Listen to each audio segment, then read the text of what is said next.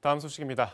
별장 성접대, 성폭력, 뇌물수수 이런 의혹들의 당사자였던 김학의 전 법무부 차관을 법무부가 긴급 출국 금지하는 과정에서 위법이 있었다는 논란. 검찰이 수사를 본격 시작한 가운데 법무부가 당시 출국 금지는 적법했다는 입장을 밝혔습니다. 추미애 법무부 장관은 이번 검찰 수사를 겨냥해 김 전 차관을 재수사했던 검찰이 그 수사를 스스로 부정한다고 지적했습니다. 이재희 기자입니다. 수사권이 없는 진상조사단 파견 검사가 허위 서류를 작성해 진행했다는 의혹이인 김학의 전 법무부 차관에 대한 긴급 출국 금지 조치.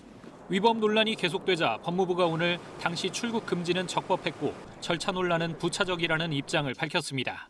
법무부는 출입국 관리법상 수사기관 요청 없이 법무부 장관이 직접 출국 금지 조치를 할 수 있다고 설명했습니다.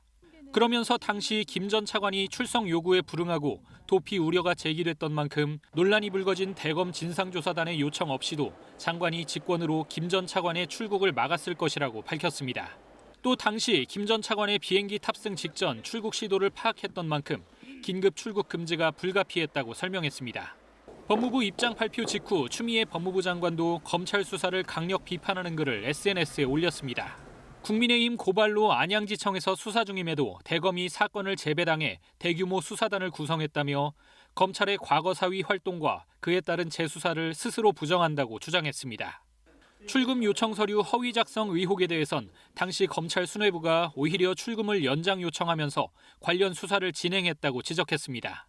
또 2013년 황교안 전 장관도 사건 번호도 없이 참고인에 대해 직권으로 출국 금지 조치를 한 사례가 있다고 언급했습니다. 앞서 지난 13일 대검찰청은 안양지청에서 맡았던 사건을 수원지검 본청으로 재배당한 뒤 검사 5명으로 구성된 수사팀을 꾸려 수사에 착수했습니다. KBS 뉴스 이재입니다.